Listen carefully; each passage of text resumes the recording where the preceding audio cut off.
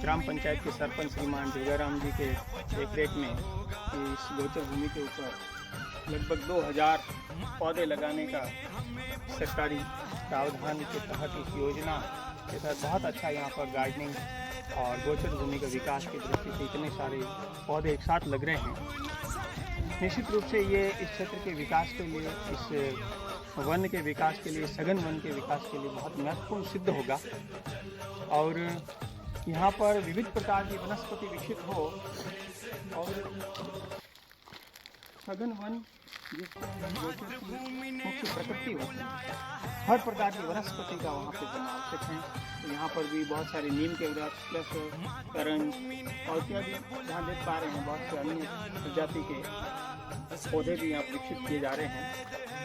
और नरेगा के माध्यम से ये सारे खड्डे खुदवाए गए हैं और इसमें पौधारोपण हुआ है और भी हो रहा है। नरेगा कर्मियों से मैं विशेष रूप से आग्रह निवेदन करता हूं कि आप लोगों ने अब तक बहुत सारे काम किए होंगे, परंतु ये जो कार्य आप कर रहे हैं ये बहुत ही पुण्यदायी कार्य है। एक पेड़ को लगाना अपने आप के अंदर बहुत पुण्यदायी कार्य होता है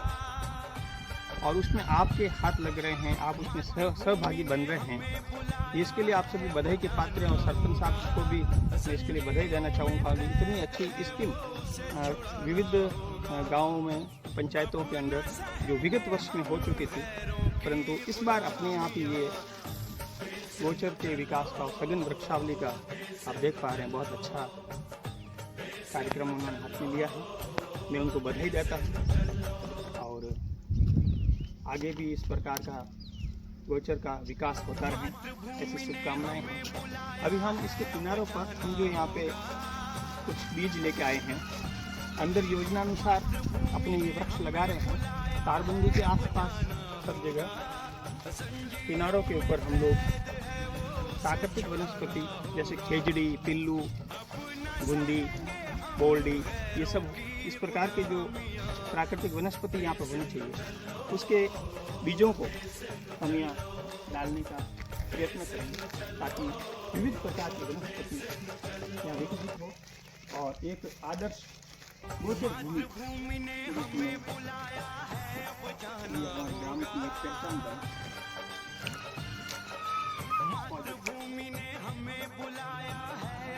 बहुत बड़ा प्रकल्प है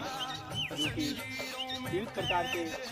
प्राकृतिक वनस्पति को बीजों के माध्यम से विकसित करने का प्रयत्न करते हैं। तो वहाँ से प्राप्त प्राकृतिक बीज जो कि खेजड़ी, पिल्लू, कैर, गुंदी, बोल्डी, इस प्रकार के सारे प्रकार के बीज हैं, तो हम उनको यहाँ पे इसके पास लगाने का प्रयत्न कर रहे हैं और प्रार्थना करते हैं कि वो अवश्य ही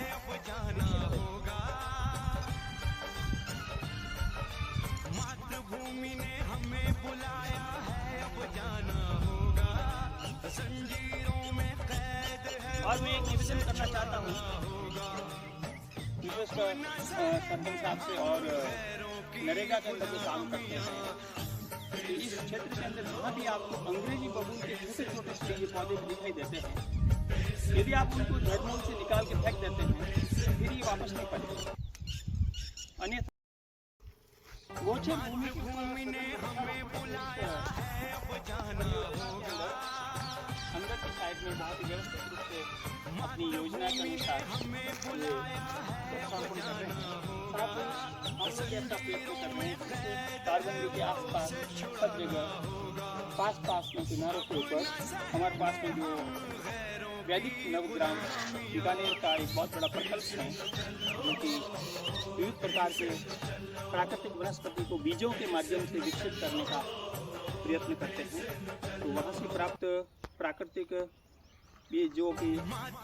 खेजड़ी, पिल्लू, कैर, गुंदी, बोल्डी, इस प्रकार के सारे प्रकार के बीज हैं, तो हम उनको यहाँ पे इसके पास लगाने का प्रयत्न कर रहे हैं और उससे प्रार्थना करते हैं कि वो अवश्य ही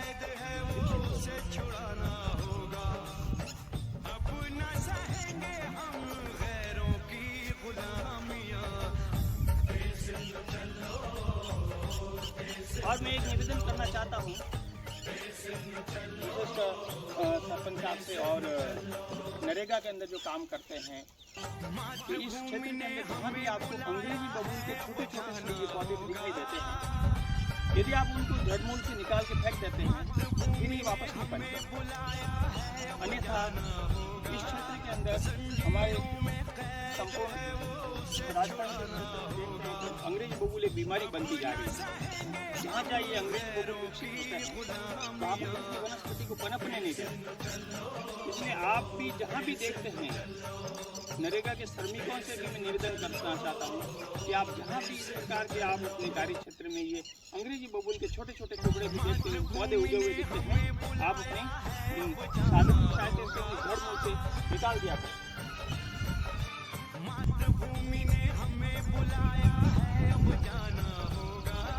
जंजीरों में कैद है वो उसे छुड़ाना होगा, अब न सहेंगे हम गैरों की गुलामियां,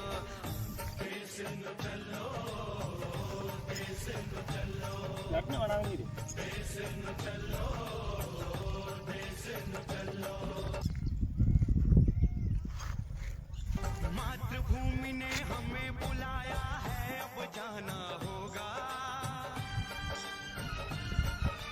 मातृभूमि ने हमें बुलाया है, अब जाना होगा,